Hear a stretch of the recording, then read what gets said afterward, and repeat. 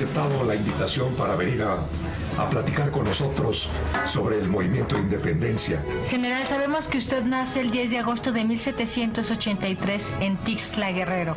Tixla era una población que no era muy conocida en su tiempo, pero hoy todo el mundo la conoce. En aquel tiempo era un territorio que después se convirtió a una población que está dentro de un estado que en su honor lleva el nombre de Guerrero.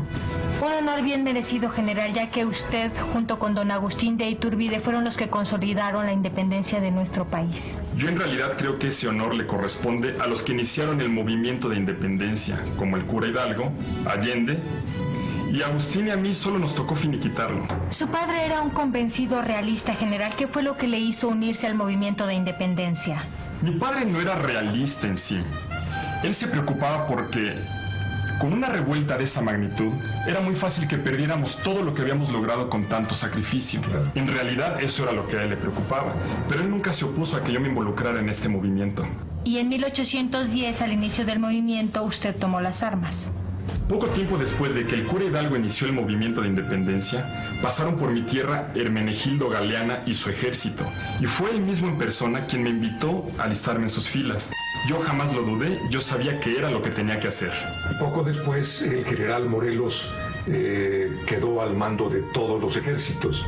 Sin él apoyando esta lucha, prácticamente hubiera sido imposible lograrla, o cuando menos se hubiera prolongado mucho más tiempo. Seguramente porque tuvo a su lado verdaderos genios militares. ¿Cómo podíamos llamarnos genios militares si solo éramos un puñado de campesinos y arrieros?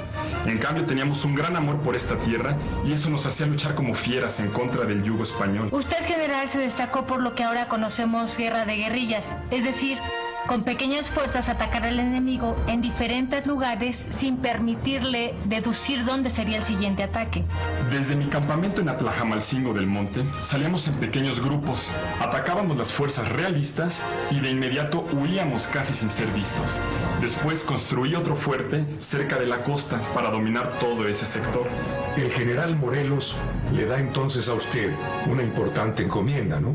Así es. La encomienda era trasladar el Congreso de Chilpancingo a Tehuacán, Puebla. Cosa que usted hizo a la perfección. Pero a costa de muchas vidas de mis soldados, que peleaban como fieras y carecíamos de armamento, de comida y a veces hasta de agua. Eso hacía que nuestras guerras fueran encarnizadas, porque aparte no teníamos armamento. Cuando lográbamos hacernos de armamento, nos encontrábamos con que no teníamos pólvora para cargar los fusiles. Eso hacía que las batallas fueran cuerpo a cuerpo y a bayoneta calada. Por eso su padre trató de disuadirlo para que dejara la guerra. El propio virrey, Juan Ruiz de Apodaca, manda llamar personalmente a mi padre para que éste me convenciera de dejar las armas, cosa que él sabía que no iba a lograr. Pero bueno, era una orden imperial en ese momento. Fue en ese encuentro cuando usted pronunció su inmortal frase: la patria es primero, Citlali. Hay un famoso poeta romántico del mismo siglo XIX, don José Rosas Moreno, que escribió un bello poema. Dice así: en los montes del sur, Guerrero un día alzando al cielo la serena frente, animaba al ejército insurgente y al combate otra vez los conducía. Su padre, en tanto, con tenaz porfía, lo estrechaba entre sus brazos tiernamente, y en el delirio de su amor ardiente, sollozando a sus plantas le decía: ten piedad de mi vida, desgraciada. Vengo en nombre del rey, tu dicha quiero, poderoso te haré, dame tu espada. Jamás, llorando respondió Guerrero. Tu voz es, padre, para mí sagrada, mas la voz de mi patria es lo primero.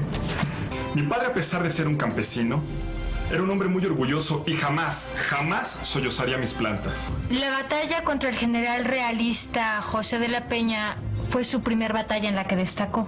El general se lanza en contra de nosotros y ellos eran más de 700 soldados y bien armados. Nosotros no llegábamos a 200. Después de muchas horas de lucha, logramos vencerlos. Tomamos como presos a más de 400 soldados. En ese momento eran más del doble con lo que habíamos iniciado la batalla. Y aparte, logramos capturar un poco de armamento que tanta falta nos hacía en esos momentos. Tengo entendido que su más encarnizado enemigo, el que no dejó de perseguirlo nunca, fue el general José Gabriel de Armijo.